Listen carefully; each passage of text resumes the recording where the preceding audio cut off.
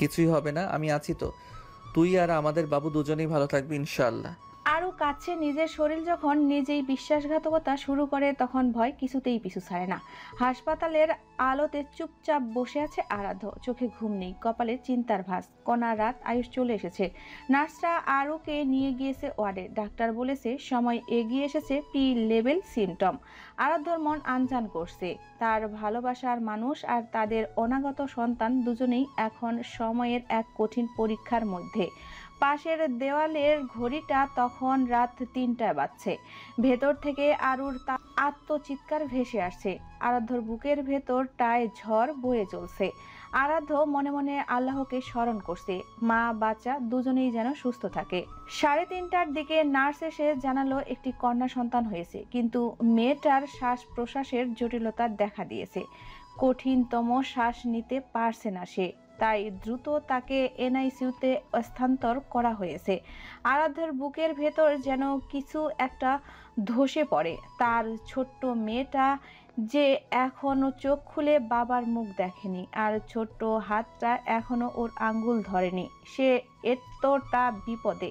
নিঃশব্দে দাঁড়িয়ে থাকে আরাধ্য। তার সামনে দিয়ে এক ডাক্তার বাচ্চাটাকে সাদা কাপড়ে মুড়িয়ে নিয়ে যাচ্ছে। আরাধ্যর হাত অজান্তেই এগিয়ে আসে। সে দেখতে চায়, ছুঁয়ে দেখতে চায় নিজের রক্তের জোয়ারে আসা মেয়েটাকে, কিন্তু নার্সরা তাকে বাধা দেয়। এখন নয় স্যার, কিছু সময় অপেক্ষা করুন, ও সুস্থ হলে আপনি দেখতে পারবেন। আরাধ্য কিছু বলতে পারে না। গলার কাছে কেমন একটা দলা পাকানো কষ্ট উঠে আসছে। চোখের জল গড়িয়ে পড়ে, কিন্তু সে মুছে না, বরং পিছনে ঘুরে দাঁড়িয়ে পড়ে। আরাধ্য জিজ্ঞেস করে, আরুকে দেখতে পারবো? নার্স অনুমতি দেয়। আরাধ্য ধীর পায়ে কেবিনে আসে। আরও শুয়ে আছে নিস্তেজ হয়ে, হাতে স্লাইন লাগানো, ঠোঁট ফ্যাকাশে, মুখে ক্লান্তির ছায়া। আরাধ্য গিয়ে ওর পাশে বসে পড়ে। ধীরে ওর হাতটা নিজের মুঠোয় নেয়। চোখে পানি জমে আসে, ভেঙে পড়ে সে। একদিকে চেতনাহীন মা, আর অন্যদিকে একজন শ্বাস নিতে না পারা নবজাতক। এই দুজন এখন তার জীবন, তার দুই অস্তিত্ব। আরাধ্যের সমস্ত ভেতরটা তখন কেঁপে কেঁপে কেবল একটাই দোয়া করছিল, আল্লাহ আমার মেয়েকে সুস্থ করে দাও, আমি বিনিময়ে আমার সমস্ত কিছু দিয়ে দিব। কেবিনের নরম আলোয় আরুর হাত ধরে যে কতক্ষণ আরাধ্য বসেছিল জানা নেই। ছোট্ট বাচ্চাটা যখন এনআইসিইউতে ছিল তখন আকস্মিক অ্যাপ্রন পরিহিত এক ডক্টর আসে, মুখে তার মাস্ক। নার্স তখন বাচ্চাটাকে দেখছিল। ডক্টর এসে নার্সের পাশে দাঁড়িয়ে বলে, আপনি আসুন, আপনাকে ডাকছে ডক্টর আশার। আশার স্যারের নাম শুনে নার্সটা চলে আসে। কেবিনে এসে আশারকে দেখতে পেয়ে এগিয়ে গিয়ে বলে, স্যার ডাকছিলেন আমায়? আশার ভ্রু কুঁচকে বলল, না তো। ডক্টর যে বললো আপনি আমায় ডাকছিলেন। না, ডাকিনি। নার্সটা ঘুরে এসে এনআইসির দিকে চলে আসে। কেবিনের ভেতরে ঢুকে গলা ছেড়ে বলতে লাগে, আশার স্যার তো এনআইসিইউতে, ফাঁকা, ডক্টর নেই। ডক্টর আরাধ্যার বাচ্চাটাও নেই বেডে। নার্স দৌড়ে বাহিরে আসলো। ডক্টর শরীফুলকে জিজ্ঞেস করলো, আরাধ্য স্যারের বাচ্চাকে কি আপনি নিয়েছেন? শরীফুল না জানালো। আশার কণা সন্ধ্যা রাত কেবিনের বাইরে বসে আছে। হুট করে হাসপাতালের করিডোর জুড়ে একটা থমথমে নীরবতা। সময় কাটছে না তাদের কারোর জন্যই। হঠাৎ ওয়ার্ড বয় দৌড়ে এসে বলল, স্যার, এনআইসিইউ থেকে একজন নবজাতক চুরি হয়ে গেছে। আশেপাশে থাকা নার্সদের মধ্যে চাঞ্চল্য ছড়িয়ে পড়ে। রিসিপশনের অ্যালার্ম বাজে। গার্ডদের নির্দেশ দেওয়া হয় দ্রুত গেট লক করতে। আরাধ্যর বুকের ভেতরটা যেন ধসে পড়ে। সে মুহূর্তেই দাঁড়িয়ে পড়ে।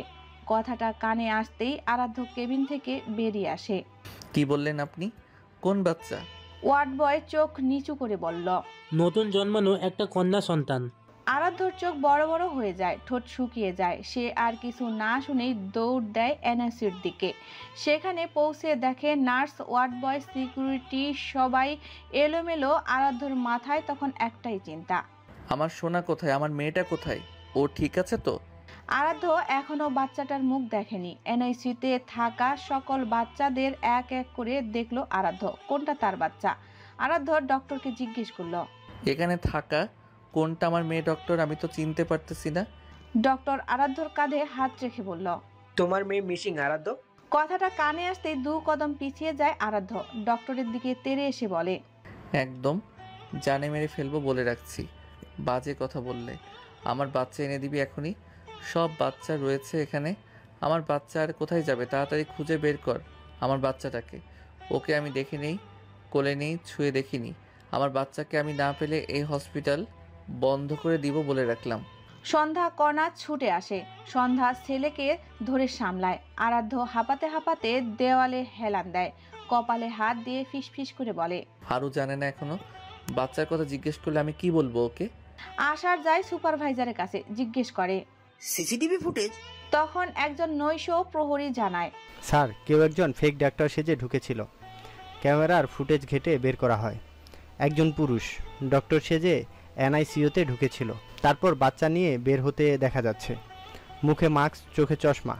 বাচ্চাকেই আগেই টার্গেট করা হয়েছিল বুঝি। পুলিশ আসে, তদন্ত শুরু হয়। সিসিটিভির ফুটেজ দিয়ে আরাধ্যকে দেখানো হয়। চিনতে পারছে কিনা? আরাধ্য চিনতে পারলো না। পারবে কি করে? পুরো মুখ মাস্কে ঢাকা। পুলিশ জিজ্ঞেস করলো, কোনো শত্রু আছে নাকি আপনাদের?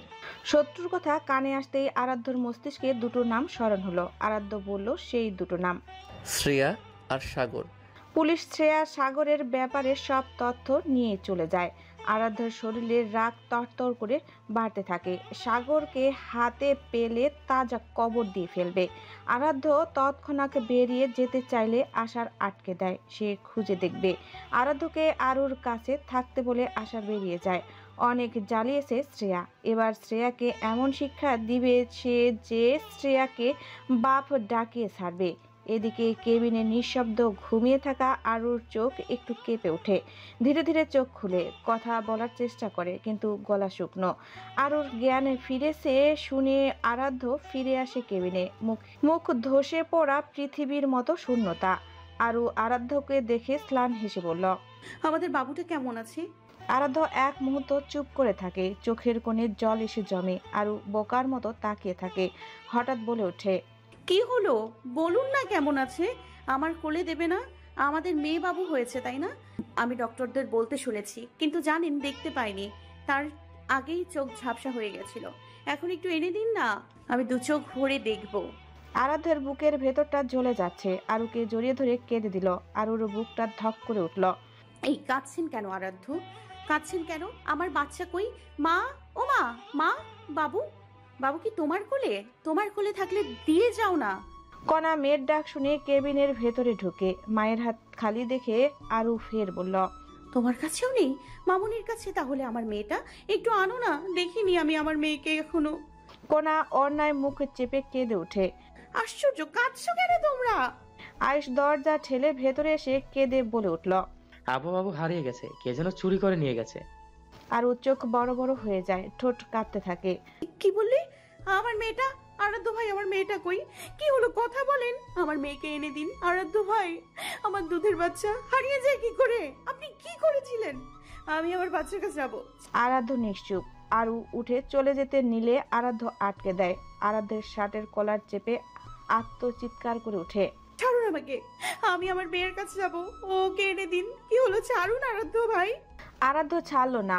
আরু আরাধ্যের সাথে ধস্তাধস্তি করতে লাগলো। আরাধ্য বারবার না করলো, কিন্তু আরু শুনলো না। একে তো সদ্য ডেলিভারির পেন সহ্য করেছে, তার উপর এমন ট্রমা সহ্য করতে না পেরে সেন্সলেস হয়ে যায় আরু। আরাধ্য আরুকে আচমকা চুপ হতে দেখে চমকে ওঠে। তড়িঘড়ি করে ডক্টরকে ডাকে। ভোরের আলো ফুটতে শুরু করেছে। পুলিশ সাগরের লোকেশন ট্র্যাক করার চেষ্টা করছে। খবর পেয়েছে শ্রেয়া এক সপ্তাহ হলো দেশে নেই, বাহিরে চলে গেছে। যা করার তাহলে সাগর একাই করেছে। অলিগলি সব পাগলের মতো হন্যে হয়ে খুঁজে চলছে আরাধ্য। আরুর অবস্থাও বেশি ভালো না। বারবার মেয়ের কথা জিজ্ঞেস করে জ্ঞান হারিয়ে ফেলেছে। সাগরের লোকেশন বারবার চেঞ্জ হচ্ছে, কখনো মেহেরপুর, কখনো মিরপুর, তো কখনো ধানমন্ডি। তার একদিনের দুধের শিশুটার সাথে না জানি কি করেছে। মেয়েটাও তার সুস্থ না, জন্মানোর পর দুধটাও পায়নি। খুব কাঁদছে হয়তো তার মেয়েটা। কথাটা ভেবেই ধপাস করে হাঁটু ভেঙে মাঝ রাস্তায় বসে পড়ল আরাধ্য। মাথার চুল টেনে চিৎকার করে কেঁদে উঠল। আশার ছেলেকে সামলানোর চেষ্টা করলো। আরাধ্য বাবাকে নিজের থেকে ছাড়িয়ে নিয়ে বলল, একদম ছোবে না আমায়। আমি যদি আমার মেয়েকে সুস্থ সমেত না পাই তাহলে কসম কাউকে ছাড়বো না। আমার মেয়ের আজ এই অবস্থা, একমাত্র তোমাদের জন্য। তোমাদের পালা শত্রুগুলো আমার মেয়েকে নিয়ে চলে গেছে। একমাত্র তোমাদের কারণে আমার আর আরুর আজ এই অবস্থা। আরাধ্য ফের উঠে আবার খুঁজতে শুরু করলো কলিজার মেয়েটাকে। এই ধানমন্ডির আশেপাশে আছে হয়তো। আরুর জ্ঞান ফিরল আবার 7টার দিকে। সন্ধ্যাকোনা বসে আছে মাথায় আর পায়ের কাছে। দূরে গুটিসুটি হয়ে দাঁড়িয়ে আছে আয়ুষ। কণা বেশ বকেছে তাকে। আরুর মায়ের হাত ধরে ব্যাকুল হয়ে জানতে চাইল, আমার মেয়ে পাওয়া গেছে? ওকে কি হলো বলো। যায়নি পাওয়া? তোমরা এমন কেন? আমার দুধের শিশুটাকে তোমরা খুঁজে দিতে পারছো না? তোমাদের দিয়ে কিচ্ছু হবে না, সরো সামনে থেকে। আমি খুঁজতে যাবো আমার মেয়েকে। আরু উঠে দাঁড়ালো। কোনা সন্ধ্যা টেনে ধরলেও আরুকে এবার আটকাতে পারল না। রক্তে ভেজা পোশাক সমেত বেরিয়ে গেল। পুলিশরা একজ্যাক্ট লোকেশন এবার ট্র্যাক করতে পারল। আরাধ্যকে জানাতেই আরাধ্য পুলিশদের সাথে বের হলো। রাত আসার তাদের পরিচিত লোকদের লাগিয়েছে বাচ্চাটাকে খোঁজার জন্য। ধানমন্ডির 9-এর এক পরিত্যক্ত গোডাউনে এসে থেমেছে লাস্ট লোকেশন। পুরনো অন্ধকার গোডাউন। মাকড়সার জালে যা ইচ্ছে তাই অবস্থা। আরাধ্য সেসব তোয়াক্কা না করে দৌড়ে চলে গেল ভেতরে। বাচ্চার কান্নার আওয়াজ ভেসে আসছে। আরাধ্য পাগলের মতো আশেপাশে তাকালো, তার চিৎকার করে বলল, আমার মেয়ে কাঁদছে সাগর, তোর হৃদয় কাঁপছে না? এইটুকু বাচ্চার কান্না শুনে ফিরিয়ে দে আমার মেয়েকে। কোথায় তুই? বেরিয়ে আয় বলছি। কান্নার শব্দ আরো গাঢ় হলো। আরাধ্যর বুকের ভেতরটা ছিন্নভিন্ন হতে লাগলো। পুলিশগুলো এক এক করে ভেতরে ঢুকতে লাগলো। বাচ্চার কান্নার আওয়াজে এবার কিছুটা হালকা হলো। বোধহয় মুখ চেপে ধরেছে। ডান দিক থেকে আওয়াজ আসছে হালকা। আরাধ্য ছুটে গেল সেদিকে। ছায়ার মতো দেখতে পেল কেউ দাঁড়িয়ে আছে। আরাধ্য এগোতে নিলে সাগর সামনে ফিরে বলে, একদম এগোবে না, মেরে ফেলবো বলে রাখলাম বাচ্চাটাকে। একদম না, আমার মেয়ের কিচ্ছু করবি না তুই। সাগর বাচ্চাটার মুখে হাত দিয়ে রেখেছে। তোর মুখ থেকে হাত সরা জানোয়ার, কসম আমি তোর এমন অবস্থা করব যে তুই কল্পনাও করতে পারবি না। সাগর হাসে। সেই হাসিতে শরীর জ্বলে উঠে আরাধ্যর। পুলিশগুলো এতক্ষণে আরাধ্যর পাশে এসে দাঁড়ায়। সাগর পুলিশকে দেখে কিছুটা ঘাবড়ে যায়। উল্টো ঘুরে পালাতে চাইলেই পুলিশ বলে ওঠে, পালানোর চেষ্টা করলে একদম গুলি করে উড়িয়ে দিব। সাগর দাঁড়িয়ে যায়। পুলিশগুলো খুব কাছে চলে আসলে সাগর বাচ্চাটাকে নিয়ে ঘুরে বলল, এগুলো কিন্তু ফেলে দিব বলে রাখলাম। তুই কি চাস? আমার বাচ্চাটাকে নিয়ে আসলি কেন? আমার আরুকে চাই, এনে দে আরুকে, আমি দিয়ে দিব তোর বাচ্চা। আরু হাসপাতালে, তুই জানিস না? জানি, আমি সব জানি। আমার আরু চাই। আমার মেয়েকে আমার কোলে দিয়ে দে।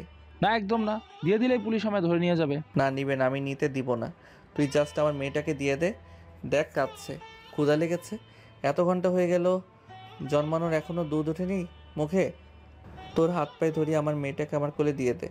দিব না বলছি না। পুলিশগুলো গুলি চালাতে গিয়েও চালাচ্ছে না। গুলি চালালে হাত ফসকে বাচ্চাটা পড়ে গেলে একদম শেষ হয়ে যাবে। ইশারায় এক পুলিশকে লুকিয়ে পেছনের সাইড দিয়ে যেতে বলল। পুলিশের এক কর্মকর্তা পেছন সাইড দিয়ে গিয়ে খুব সতর্কতার সাথে সাগরের গলা পেছন থেকে চেপে ধরতেই আরাধ্য দৌড়ে গিয়ে মেয়েটাকে কোলে তুলে নেয়। পুলিশগুলো এসে ধরে ফেলে। আরাধ্য মেয়ের গালে কপালে চুমু খায়। মেয়েটা একেবারে তাকালো আরাধ্যর দিকে, তারপর হুট করে কেমন চুপ হয়ে গেল। জোরে জোরে শ্বাস টানতে সে থেমে থেমে। পুলিশের এক কর্মকর্তা আরাধ্যকে বলে বাচ্চাটাকে নিয়ে ইমিডিয়েটলি হসপিটালে যেতে। সাগরকে তারা দেখে নিচ্ছে। আরাধ্য তাই করলো। এক হাতে বাচ্চা কোলে নিয়ে আর এক হাতে গাড়ি চালিয়ে হসপিটালে আসলো। চিৎকার করে ডক্টরকে ডেকে নিয়ে বলল, আমার বাচ্চাকে দেখুন, ও এমন করছে কেন? আরশি আর আয়ুষ এগিয়ে আসলো। ডক্টর বাচ্চাটাকে নিয়ে এনআইসিউতে নিয়ে গেল। আরাধ্য বড় কাউকে হসপিটালে না দেখে বলল, মা, চাচি কোথায়? আয়ুষ বলে উঠল, আপাকে খুঁজতে গেছে। আরাধ্য চমকালো। আরুকে খুঁজতে গেছে মানে? আরু নেই হসপিটালে? না আপা, বেরিয়ে গেছে বাবুকে খুঁজতে। আরাধ্য ও নো বলে ছুট লাগালো আরুকে খুঁজতে বাহিরে। এনআইসিউর বাহিরে গুটিসুটি পায়ে আরশি আর আয়ুষ এসে দাঁড়ালো। ডক্টররা বাচ্চাটাকে ঘিরে ব্যস্ত হয়ে উঠেছে। এক একজন এক এক দিকে ছোটাছুটি করছে। মনিটরের লাল আলো বারবার জ্বলে নিভছে। যন্ত্র থেকে পিপ পিপ আওয়াজ আসছে।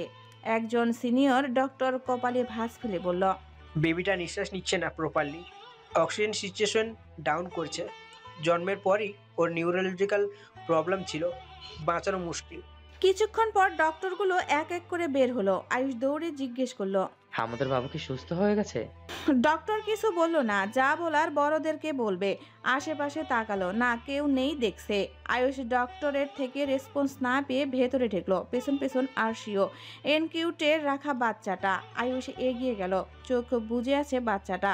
ছোট্ট আয়ুষ ভাবলো বোধহয় ক্লান্ত হয়ে ঘুমিয়ে পড়েছে বাচ্চাটা। এনকিউটের উপরে হালকা স্পর্শ করে আয়ুষ বলল, তাড়াতাড়ি জেগে ওঠো লিটল বেবি, আই কোলে নিব তোমাকে, অনেক আদর দিবে মামা তোমায়। আরশিও পাশে গিয়ে বসলো, বাবুর দিকে তাকিয়ে বলল, আমি কোলে নিব বাবুকে। আয়ুষ সতর্কতার সাথে বাবুকে কোলে দিল আরশি। তারপর পকেট থেকে ফোনটা বের করে একটা সেলফি তুলে নিল।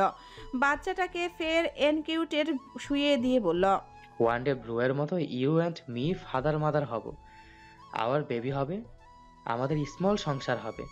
রাস্তায় বেরিয়ে এদিকে ওদিকে তাকিয়ে দৌড়ে চলছে আরাধ্য। মা চাচিকে ফোন করছে কিন্তু তুলছে না তারা। মা চাচি থাকা সত্ত্বেও কি করে আরও এভাবে বেরিয়ে যেতে পারে? আরাধ্যর ফোনটা পকেটে ভরে সামনে এগোতেই দেখতে পায় আরুকে ধরে নিয়ে আসছে কণা আর সন্ধ্যা। পরনের কাপড় রক্তে ভেজা, ব্লিডিং হচ্ছে। আরাধ্য দৌড়ে এগিয়ে গেল, অস্থির গলায় বলল, তুই ঠিক আছিস? আরু জবাব না দিয়ে পাল্টা প্রশ্ন করলো, আমার মেয়েকে পাইছেন? ডক্টর দেখছে, চল দেখবি চল। আরাধ্যা আরুকে ধরে নিয়ে আসলো হসপিটালে। এনআইসিউর সামনে এসে বলল, কোথায় আমার মেয়ে? আরাধ্য ধরে নিয়ে গেল বাচ্চাটার সামনে। আশেপাশে ডক্টর নেই। আরু বাচ্চাটার দিকে তাকালো, কেমন চোখ বুজে আছে। ঘুমাচ্ছে বুঝি মেয়েটা? আরু অশ্রু মুছে কোলে তুলে নিল মেয়েটাকে। গলায় কপালে অজস্র চুমু এঁকে দিল আর অসংখ্য আদুরে আলাপ জুড়ে দিল মেয়ের সাথে। আমার সোনাটা, আমার আত্মাটা। মা খুব ভয় পেয়ে গেছিল। আমার লক্ষ্মী মেয়ে কি শান্ত হয়ে আছে মায়ের কোলে এসে। ও মা, দেখো দেখো, আমার মেয়েটা দেখতে একদম আমার মতন হয়েছে না? কি কিউট, মাশাআল্লাহ মাশাআল্লাহ। নজর না লাগুক কারো, আমার জান বাচ্চাটা। মা খুব আদর করবে তোমায়। কোনা ভ্রু কুচকালো, আরাধ্যর দিকে তাকিয়ে বলল, মেয়ে কাঁদছে না কেন? এমন চুপচাপ কেন? আরাধ্য বিষয়টা লক্ষ্য করলো। মেয়ের নাকের কাছে হাত নিয়ে দেখলো নিঃশ্বাস পড়ছে না। আরাধ্যর হার্টবিট চেক করলো, বন্ধ। আরাধ্য চিৎকার করে ডক্টরকে ডাকতে লাগলো। আরাধ্যর ডাক শুনে ডক্টর ছুটে আসলো।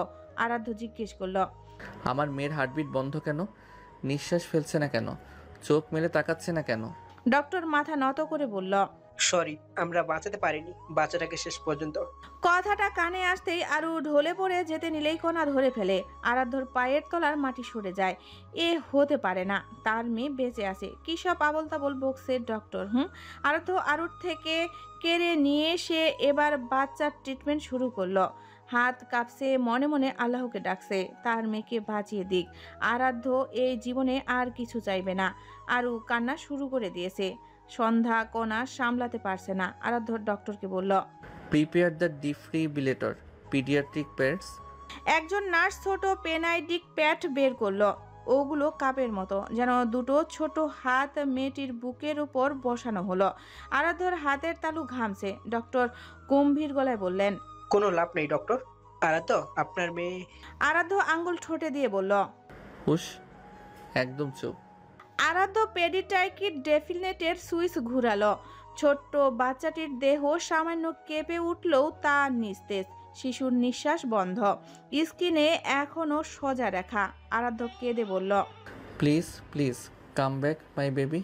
আরও একবার শখ দেওয়া হলো। মেয়েটার ছোট্ট শরীরটা হালকা উঠে গিয়ে আবার নিস্তেজ হয়ে পড়ে।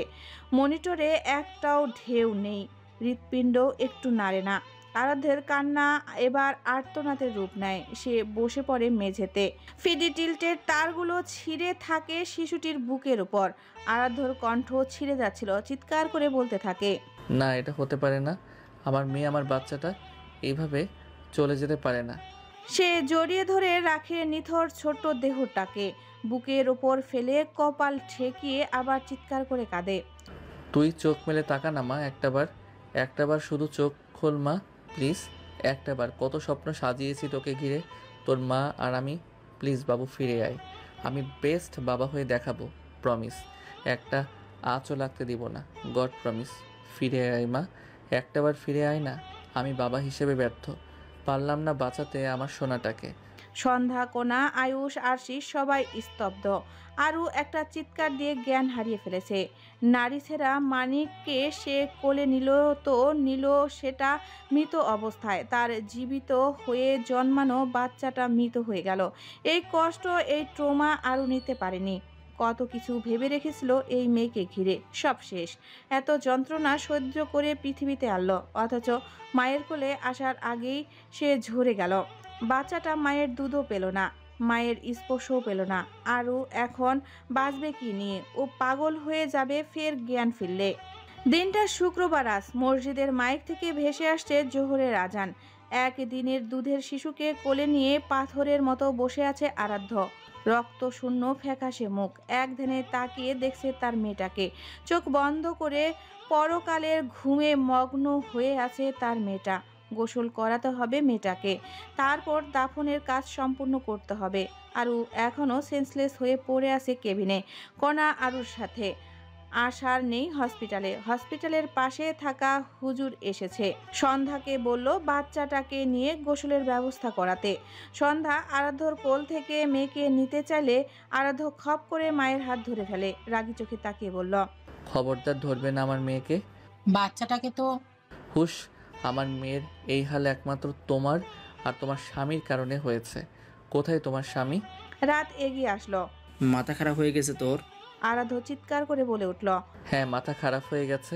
তোমরা তোমাদের সন্তান হারিয়েছ না? হারাওনি, হারিয়েছি আমি, তাই আমার মাথা খারাপ হয়েছে। কোথায় তোমার ভাই? ভাইয়া সাগরের কাছে। সাগর কোথায়? গুডাউনে। আরাধ্য বাচ্চাটার কপালে মুখে চুমু খেয়ে রাতের কোলে দিয়ে বলল, আমার মেয়েকে সাবধানে রাখবে, আমি আসছি। খবরদার কবর দিবে না বলে রাখছি। আরাধ্য চলে যেতেই রাত মেয়েটাকে দু চোখ ভরে দেখল। মনে পড়ে গেল আরুর জন্মানো দিনের কথাটা।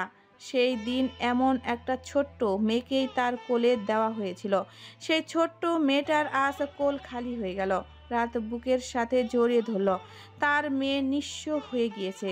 কত স্বপ্ন, কত ভাবনা ভেবে রেখেছিল এই একজনকে ঘিরে, তা আর পূর্ণ হওয়া সম্ভব নয়। রাত বাচ্চাটাকে সন্ধ্যার কোলে দিয়ে বলল গোসলের সব ব্যবস্থা করে দিতে।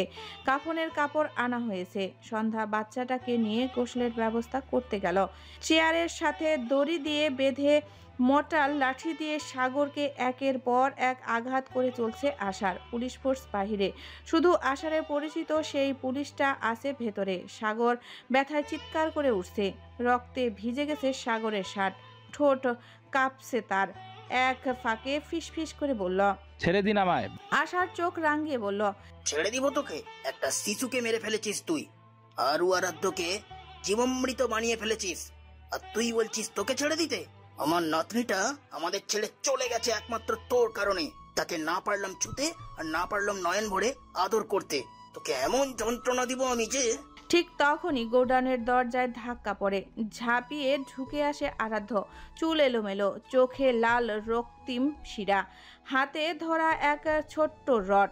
আশার চমকে তাকালো। আরাধ্য, তুই এখানে? আরাধ্য হাঁপাতে হাঁপাতে গর্জন করে উঠল, আমার মেয়ের হত্যাকারীকে আমি দেখতে আসবো না? সাগর কেঁপে উঠল। পুলিশ অফিসারের দিকে তাকিয়ে বলল, বাপ বেটা মিলে আমায় মেরে ফেলবো অফিসার, আমায় প্লিজ বাঁচান, একটু জেলে নিয়ে যান। আরাধ্য এক মুহূর্ত সময় নষ্ট করলো না। হাতে থাকা রডটা দিয়ে এলোপাথারি আঘাত করতে লাগলো। সাগর ওরে মাগো, ওরে বাবা বলে চিৎকার করা শুরু করলো। আশার দৌড়ে এগিয়ে এসে আরাধ্যকে টেনে ধরল। পাগল হয়ে গেছিস নাকি? মেরে ফেলবি নাকি ওকে? আরাধ্য পাগলের মতো চিৎকার করলো। বাবার থেকে নিজেকে ছাড়িয়ে নিয়ে বলল, হ্যাঁ হ্যাঁ, পাগল হয়ে গেছি। মেরে ফেলতে চাই ওর মতন জানোয়ারকে। ওর জন্যই আমার মেয়ে নেই, আমাদের জীবন শেষ করে দিয়েছে ও। পুলিশটা এবার এগিয়ে এসে সাগরকে নিয়ে যাওয়ার ব্যবস্থা করলো। এদের সামনে সাগরকে রাখা ঠিক হবে না, মেরেই ফেলবে। তারপর বাপ বেটাও জেলে চলে যাবে। সাগরের চোখ ঢুলে পড়েছে, শরীরের শার্ট রক্তে ভেজা। আরাধ্যর ঝাঁকুনি দিয়ে আবার আঘাত করতে যাচ্ছিল। আশার তাকে শক্ত করে ধরে ফেলল। পুলিশ ফোর্সগুলোকে বাহির থেকে ভেতরে আসতে বলে সাগরকে নিয়ে চলে যেতে বলল। আরাধ্য সাগরকে ফের মারার জন্য উদ্যক্ত হলো।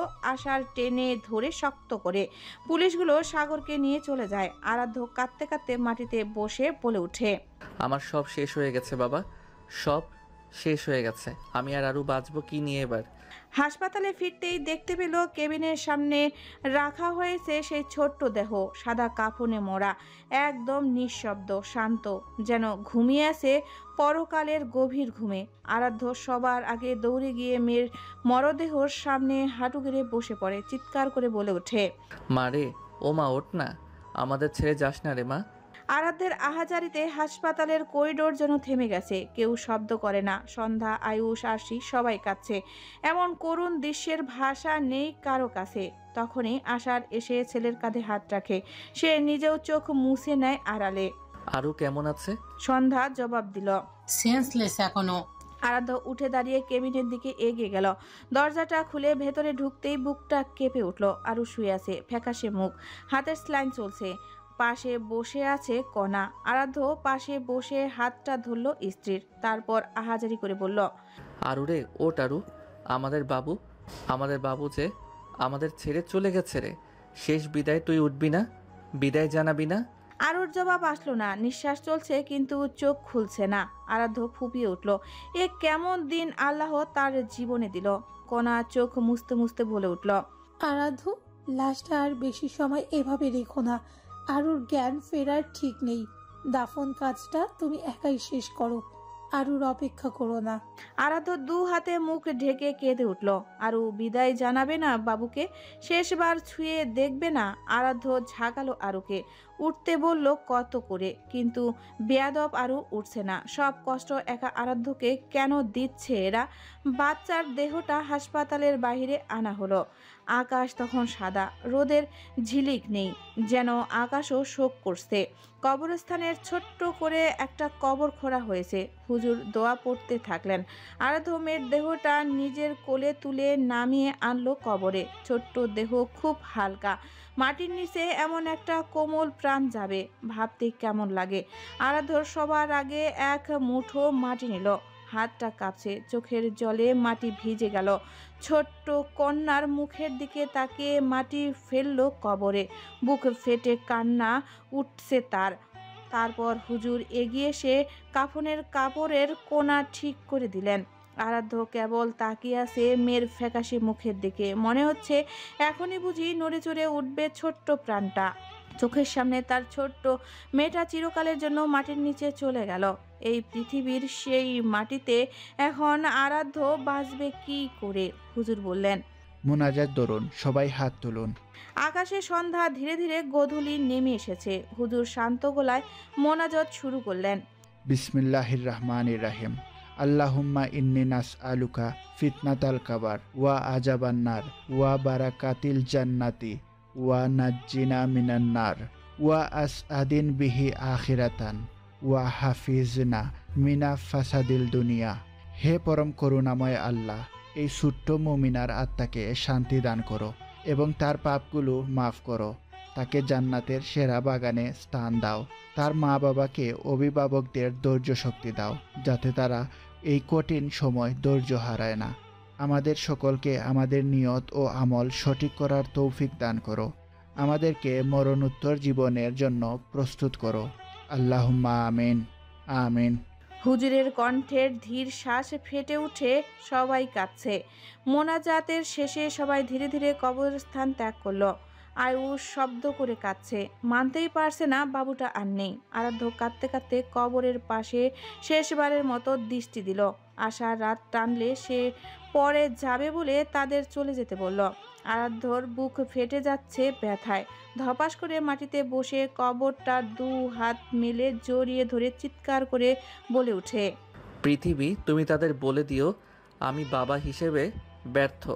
আমার একদিনের দুধের শিশুকে আমি বাঁচাতে পারিনি ওই নর পিশাচদের হাত থেকে। আমার মেয়েকে তুমি জান্নাতের সর্বোত্তম স্থানে রেখো আল্লাহ। তাকে বললো আমি বাবা হিসেবে খুবই নিকৃষ্ট আর অযোগ্য। রাত 11টার পর হসপিটালে ফিরে আরাধ্য। আশার রাত টেনেছিল অনেক আগেই, কিন্তু আসেনি। আরাধ্য তার ধীর পায়ে আরুর কেবিনের সামনে দাঁড়িয়ে রইল। দরজার কাছে মৃদু আলো পড়ে। ভেতর থেকে স্লাইনের মেশিনের টিকটিক শব্দ একাকিত্ব ছড়িয়ে দিচ্ছে। স্নায়ু আটকে ধরে, হৃদয়ের বেদনা গর্জনের রূপ নেয়। আরাধ্য কাঁপতে থাকা হাতে দরজাটা আলতো করে খুলে ভেতরে ঢুকলো। আরু শুয়ে আছে, নিঃশ্বাস চলছে ঠিকই, কিন্তু চোখ বন্ধ। আরাধ্য ধীরে ধীরে আরুর হাতটা ধরল। মাঝরাতে নীরবতায় ফিসফিস করে বলল, ওঠ না আরু, ওঠ। আর কত কষ্ট দিবি তোরা মা মেয়ে মিলে বলতো? আমার কষ্ট ফুরাচ্ছে না, ওঠ না। জানিস আশাকে না আমি নিজ হাতে শুইয়ে দিয়ে এসেছি, শান্তি মতন ঘুমাচ্ছে, কেউ ডিস্টার্ব করবে না। আর আমাদের মেয়েকে কেউ আর শ্বাস পাবে না চুরি করে নেওয়ার। এবার ওঠ, জান ওঠ, দেখবি না আমাদের আশাটা কোথায় আছে। আরাধ্য আরুর হাত কপালে ঠেকালো। মনে হলো আরু তার হাত নাড়িয়েছে। আরাধ্য মাথা তুলে দেখলো আরু হালকা তাকানোর চেষ্টা করছে। আরাধ্য আরুর দিকে ঝুঁকে আসলো। আরু চোখ উঁচু করে তাকালো আরাধ্যর মুখের দিকে, এলোমেলো গলায় বলার চেষ্টা করলো, আমাদের মেয়ে কই? ও ঠিক আছে না?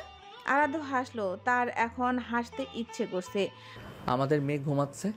আরু দম ফেললো, মস্তিষ্ক ভরে নিল সত্যি ঘুমাচ্ছে। ওর কাছে যাব আমি। যাবি ওর কাছে? তখন ডক্টররা মিথ্যে বলেছিল তাই না? আরাধ্য ধরে উঠলো আরুকে। চল আশার কাছে নিয়ে যাই তোকে, মেয়েটা খুশি হবে তোকে দেখে। আরাধ্য আরুকে পাজা কোলে নিয়ে হসপিটালের বাইরে আসলো। তা দেখে আরু বলল, বাইরে কেন? আশার কাছে যাচ্ছি আমরা। আরুকে পাশে বসিয়ে গাড়ি স্টার্ট দিয়ে কবরস্থানে আসলো। আরু ভ্রু কুচকালো। আশ্চর্য, কবরস্থানে আনলেন কেন? আরাধ্য গাড়ি থামিয়ে আরুকে বের করলো। আশাকে না দেখতে চেয়েছিলি, আয় আশাকে দেখবি।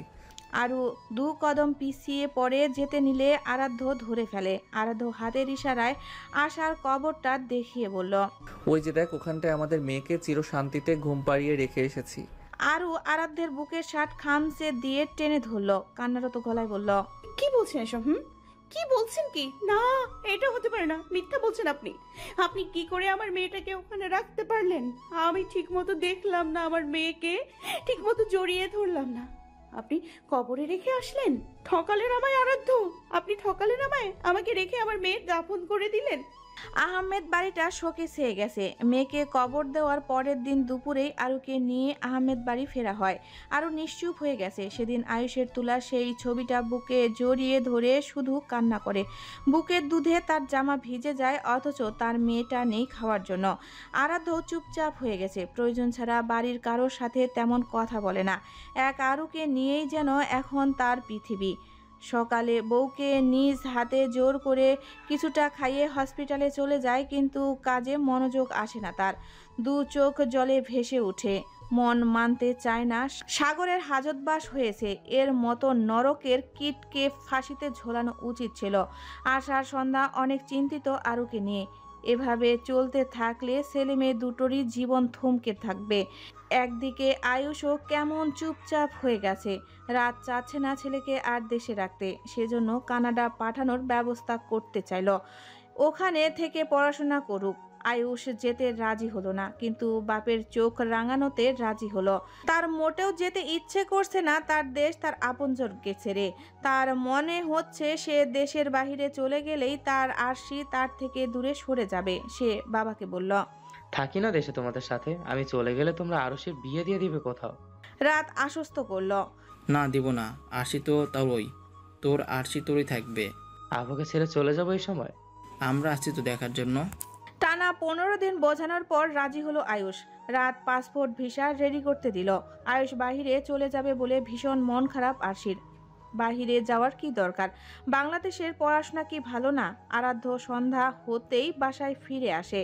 সোজা নিজের রুমে ঢুকে দেখে আরু ঘুমিয়ে আছে, বুকের সাথে মেয়ের ছবি জড়িয়ে ধরে। আরাধ্য অ্যাপ্রনটা খুলে ছবিটা আলগোছে হাত থেকে ছাড়িয়ে টেবিলে রাখলো। নিঃশব্দে ওয়াশরুমে ঢুকে গোসল সেরে নিল। গোসল সেরে বের হয়ে দেখে আরু উঠে বসে আছে, এক দৃষ্টিতে তাকিয়ে আছে আরাধ্যর দিকে। আরাধ্যর টাওয়াল দিয়ে মাথা মুছতে মুছতে এগিয়ে এসে বলল, খাবার আনি? আরু ছলো ছলো নয়নি বলল, আমার কোলটা ভরাট করে দিন না আরাধ্য। আমার তো এখন আমার বাচ্চাটাকে সাথে নিয়ে দিনগুলো কাটানোর কথা ছিল, কিন্তু দেখুন না কি থেকে কি হয়ে গেল। আমি মা ডাক শুনবো না কখনো, কাউকে যত্ন সহকারে পালবো না আমি। আরাধ্য জড়িয়ে ধরলো আরুকে, মাথায় চুমু খেয়ে বলল, শরীর ভালো না তোর আরু? এইভাবে চলতে থাকলে আর অসুস্থ হয়ে যাবি তুই। আমরা আবার বাবা মা হব তো, কিন্তু সময় লাগবে এতে। কত সময় লাগবে? আমি সময় চাই না, আমি আমার কোল ভরাট দেখতে চাই, আমার বাচ্চা চাই। আচ্ছা, আমার নেওয়ার চেষ্টা করব বাচ্চা সবার আগে। তোর ভালো থাকাটা বেশি আমার কাছে। সত্যি? তবে শর্ত আছে, ঠিক মতো খাওয়া দাওয়া করতে হবে, আগের মতন অ্যাক্টিভ হতে হবে, নিজের যত্ন নিতে হবে। পারবি? আরও ছোট করে জবাব দিল। আরও নিজেকে সময় দিতে লাগলো, নিজের খেয়াল রাখতে শুরু করলো, কিন্তু প্রতি সপ্তাহে মেয়ের কবর দেখতে আর মাঝরাতে মেয়ের জন্য কান্না করতে ভুলল না। সন্ধ্যা আশিকে যথেষ্ট সময় দিয়ে রোজ বিকেলে একটু হাঁটতে নিয়ে যায়, কাজের মধ্যে রাখার চেষ্টা করে। এইদিকে আয়ুষের পাসপোর্ট ভিসা সব রেডি হয়ে গেছে, কানাডা যাওয়ার ডেটও চলে এসেছে। আয়ুষ কানাডা যাওয়ার আগের দিন এসে সন্ধ্যারা সবাই এসে রাতদের বাসায় থাকে।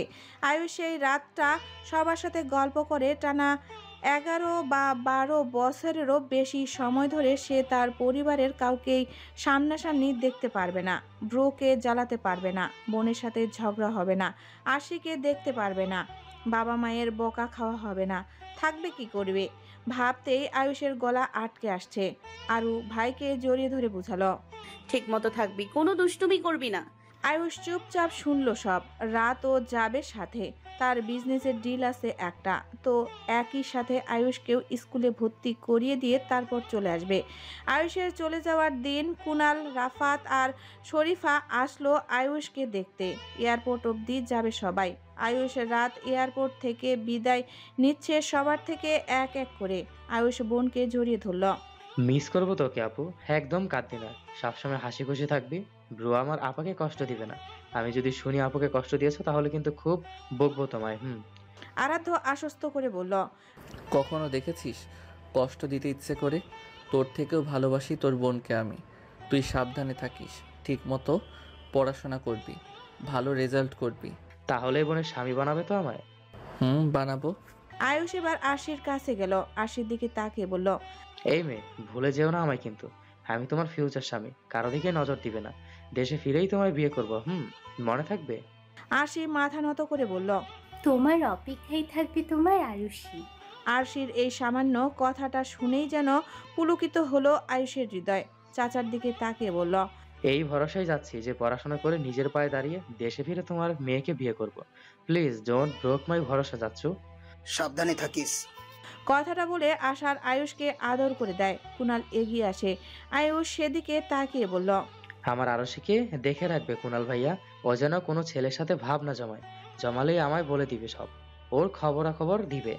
কুনাল মুস্কি হেসে বলল, ডোন্ট ওয়ারি, আমি তোমায় সব খবরাখবর দিব। আরশির ওর আশেপাশে কোনো ছেলেকে আসতে দিব না, প্রমিস। বোকায়ুষ বুঝতেই পারল না সে শেয়ালের হাতে মুরগি রেখে যাচ্ছে, কারণ রক্ষকই এক সময় ভক্ষক হয়ে ওঠে। প্লেন ছাড়ার সময় হতেই রাত আয়ুষকে ধরে নিয়ে যায় ভেতরে। আয়ুষ পেছনে ফিরে সবাইকে শেষবারের জন্য দেখে নেয়। রাত 11টায় সেই প্লেন ছাড়লো বাংলাদেশ থেকে কানাডার উদ্দেশ্যে। দীর্ঘ কয়েক ঘন্টার জার্নির পর রাত আয়ুষ অবশেষে কানাডা এসে পৌঁছালো। কানাডার সবচেয়ে বড় স্কুলে ভর্তি করিয়ে দিল, হোস্টেলে থাকার ব্যবস্থা করে দিল। এখন রাতের সাথে ফ্ল্যাটে থাকবে, রাত চলে আসার পর হোস্টেলে থাকবে। রাত 1 মাসের মতো কানাডায় থাকলো। আয়ুষ 1 মাসে অভ্যস্ত হয়ে গেছে। তার স্কুলে একটা নতুন ফ্রেন্ড হয়েছে, ইয়ানা। রাত চলে আসার পর হোস্টেলে থাকতে চাইলে ইয়ানা তাকে তাদের বাসায় থাকতে বলে। ইয়ানার এক দাদু ছাড়া কেউ নেই। এমনিতেও হোস্টেলের খাবার দাবার ভালো লাগে না আয়ুষের, সেজন্য রাজি হয়ে গেল। ইয়ানাদের বাসায় গেস্ট রুমে আয়ুষ থাকে। ইয়ানার দাদু অ্যাডাম স্পর্শক অনেক মিশুক একটা লোক, সাথে একজন বিজনেসম্যান। আয়ুষ রোজ ফোন দিয়ে তার বোন, বাবা মা, কুনালের থেকে আশির খোঁজ খবর নেয়। আরাধ্য আরও চেষ্টা করছে আবার বাচ্চা নেওয়ার, কিন্তু আরও কনসিভ করছে না। আরাধ্য সেজন্য আরুকে নিয়ে ডক্টরের কাছে গিয়েছে। ডক্টর তাদের দুজনকে বসতে বলল। রিপোর্টগুলো ফাইল টেবিলে রাখতেই ডক্টর সেগুলো মন দিয়ে দেখলো। আরু চুপচাপ চোখ নামিয়ে বসে আছে। আরাধ্য চিন্তিত মুখে ডক্টরকে জিজ্ঞেস করল, সমস্যা কি? ডক্টর গম্ভীর নিঃশ্বাস ফেলে বললেন, দেখুন ডক্টর আরাধ্য, আরুর শরীরে মানসিক ট্রমার প্রভাব অনেক বেশি পড়েছে। সন্তান হারানোর শোক ওর হরমোনের ভারসাম্য একদম এলোমেলো করে দিয়েছে। প্রোল্যাকটিন হরমোন অনেক বেশি বেড়ে গেছে, যা ওভুলেশনকে বাধাগ্রস্ত করছে। আর মানসিকভাবে ও এখনও সেই শোক থেকে পুরোপুরি বেরোতে পারেনি। এভাবে চলতে থাকলে কয়েক বছরের মধ্যে শরীর স্বাভাবিক হতে সময় লাগতে পারে। আরও যেন আড়ষ্ট হয়ে গেল। আমার মা হবার সম্ভাবনা কি তাহলে আর নেই? ডক্টর নরম গলায় বললেন, না না, এমন কথা বলছি না, মা হতে পারবে। তবে শরীর আর মন দুটোকেই এখন সময় দিতে হবে, কিন্তু মানসিকভাবে সুস্থ হতে হবে, শারীরিকভাবেও ফিট থাকতে হবে, স্ট্রেস কমাতে হবে, কিছু হরমোন থেরাপি, নিয়মিত সাইকোথেরাপি আর স্বাস্থ্যকর জীবনযাপন করতে হবে। তাড়াহুড়ো করলে আরও ক্ষতি হতে পারে। আরও ফিসফিস করে বলল, অপেক্ষা কিভাবে করব আমি ডক্টর? আমার কোলটা তো এখনই শূন্য। আমার তো মা ডাক শোনার কথা ছিল এখন। ডক্টর সান্ত্বনা দিয়ে বলল, আমি বুঝতে পারছি আরু, কিন্তু তাড়াহুড়ো করলে বিপদ বাড়বে। তুমি ধৈর্য রাখো, আশা হারিও না, সময় নেবে, কিন্তু তুমি ঠিকই আবার মা হতে পারবে। মা হওয়া বন্ধ হয়নি তোমার জন্য। আরাধ্য আরুর হাত চেপে ধরল। ডক্টর কিছু থেরাপি আর ঔষধের লিস্ট লিখে দিলেন। আরু আরাধ্য চেম্বার থেকে বের হয়ে এলো। ডক্টরের বলা মতো আরু সব করছে। আরাধ্য নিয়মিত আরুকে সাইকোথেরাপি দেওয়াচ্ছে। টানা 3 বছর পর অবশেষে আরু আজ টেস্ট করে জানতে পারলো শি ইজ প্রেগনেন্ট। কিটটা চোখের সামনে ধরে খুশিতে কেঁদে দিল। আরাধ্যর চোখ মুখ চমকে উঠল খুশিতে। এবার আর কোনো রিস্ক সে নিবে না। আগের বারের তুলনায় এবার আরও চোখে চোখে রাখতে লাগলো আরাধ্য। হসপিটালে খুবই কমই যায়, সারাটাক্ষণ বউয়ের সাথে সাথেই থাকে। আয়ুষ তো বোনের মা হওয়া নিয়ে বেশ খুশি। 3 বছরে বেশ উন্নত হয়েছে তার। এখন সে কানাডার হাই স্কুলের দ্বাদশে পড়াশোনা করছে, যা বাংলাদেশের ইন্টার সেকেন্ড ইয়ার। পড়াশোনায় বেশ মনোযোগী সে। ইয়ানা বেশ মেধাবী স্টুডেন্ট, তার সাথে থেকে আয়ুষও হয়ে গেছে। তারপর কানাডার টিচারদের পড়াশোনা বেশ ভালো। দীর্ঘ 8 মাস পর আরুর কোল জুড়ে আসলো একটা পুত্র সন্তান। সেদিন আরু খুব কেঁদেছিল ছেলেকে কোলে নিয়ে। মেয়েকে নিতে পারেনি ঠিক মতো কোলে, এবার ছেলেকে একটুও কাজ ছাড়া করছে না। আর্ধ ছেলেকে কোলে নিয়ে শখানেক চুমু খেয়ে নিল। তার খালি বুকটা পূরণ হলেও মেয়ের স্থানটা মেরি আছে, সেখানে ছেলের প্রবেশ অসম্ভব। আশার নাতির নাম রাখলো আরহাম আহমেদ। আরহামের ছবি পাঠানো হলো আয়ুষকে। আয়ুষের আরহামের ছবিটা দেখে ইচ্ছে করলো ছুটে বাংলাদেশে চলে আসতে। কোলে নিতে ইচ্ছে করলো তার মামাটাকে। কি কিউট হয়েছে ছেলেটা, একদম আয়ুষের মতো। হ্যাঁ, আয়ুষের মতোই কিউট হয়েছে। আয়ুষ কিউট। আয়ুষের ভাগ্নে আয়ুষের মতোই হয়েছে। 2 দিন পর আরু আর আরহামকে নিয়ে বাসায় ফিরল আরাধ্য। বাসায় ফিরে ছোটোখাটো একটা আয়োজন করে কুণালরা আসে। এই 3 বছরের মধ্যে গত বছর নীরার বিয়ে হয়ে গেছে। নীরা তার স্বামীকে নিয়ে এসেছে আরুর ছেলেটাকে দেখতে। কোলে নিয়ে অনেক আদর করলো। বিকেলে ছেলেকে কোলে নিয়ে আরাধ্য আর আরু আসলো কবরস্থানে মেয়ের সাথে দেখা করতে। আরুর কোলে আরহাম। আরাধ্য কবরটাকে হাত দিয়ে ছুঁয়ে দিল। ফিসফিস করে জিজ্ঞেস করলো, আমার আম্মা, আমার কলিজা ভালো আছো? দেখো আজ কাকে নিয়ে এসেছি তোমার সাথে দেখা করাতে। তোমার ভাইয়া এসেছে। সেদিন বলেছিলাম না তোমার ভাইয়া বা বোন আসতে যাচ্ছে? তোমার ভাইয়া হয়েছে, তার নাম রাখা হয়েছে আহরাম। আশার ভাই আহরাম। দেখবে না ভাইয়াকে? আরু মাটিতে বসলো হাঁটু ভেঙে, হাত ছুঁয়ে বলল, ভাইয়া এসেছে তোমায় দেখতে মা। আজ তুমি আমাদের সাথে থাকলে। তোমার বয়স হতে 4 বছর। তুমি ভাইকে জড়িয়ে ধরতে, নরম তুলতুলে হাতে আদর করতে, মিহি গলায় দেখতে, মিহি গলায় ডাকতে ভাইকে। কিন্তু তুমি থাকলে না মায়ের কাছে। মা সব সময় তোমায় মনে রাখবে। তোমার স্থানে কেউ আসবে না। আমরা অপেক্ষায় আছি তোমার কাছে যাওয়ার। সেদিন তোমাকে খুব করে আদর করে দিব। কোলে আরহাম কেঁদে উঠলো তখন। আরু উঠে দাঁড়ালো। আরু জিজ্ঞেস করলো, কাঁদছো কেন বাবা? বোনের সাথে দেখা করো, তোমার বোন বড়। আরাধ্য কোলে নিল ছেলেকে। তারপর ছেলেকে বলতে লাগলো, হিংসুটে ছেলে, আমার মেয়েকে হিংসে করছো। ভেরি ব্যাড বাবা। আরও মৃদু হাসলো। ছেলের কান্না থেমে গেছে। মেয়েটা তাদের কাছে থাকলে এখন তার এই পরিবারটা পূর্ণ হতো। ছেলে মেয়ে দুটোকে নিয়ে কাটতো সুন্দর সময়গুলো। আরাধ্য এক হাত দিয়ে আরুকে জড়িয়ে ধরে কবরের দিকে তাকিয়ে বলল, মা বাবা আবার আসবে মা, ভালো থেকো। পরের জন্ম বলে যদি কিছু থাকে তাহলে আবার এসো আমাদের কোল জুড়ে আমাদের মেয়ে হয়ে। সেই জন্মে বাবা তোমাকে চলে যেতে দিবে না, প্রমিস। আজ আসি তাহলে, ভালো থেকো, আল্লাহ হাফেজ। আরু আরাধ্য আরহামকে নিয়ে ঘুরে দাঁড়ালো, এক পা করে চলে যেতে লাগলো, অথচ তাদের মন মস্তিষ্ক পড়ে রইল সেই ছোট্ট কবরটার কাছেই। তাদের এই সংসারের মেয়ের শূন্যতা সবসময়ই থেকে যাবে। এই শূন্যতা এই জনমে আর মিটবে না। ছোট্ট আশা ভালো থাকুক ওই দূর জগতে, দিন শেষে মিলন হোক বাবা মায়ের সাথে তার জগতে। সমাপ্ত।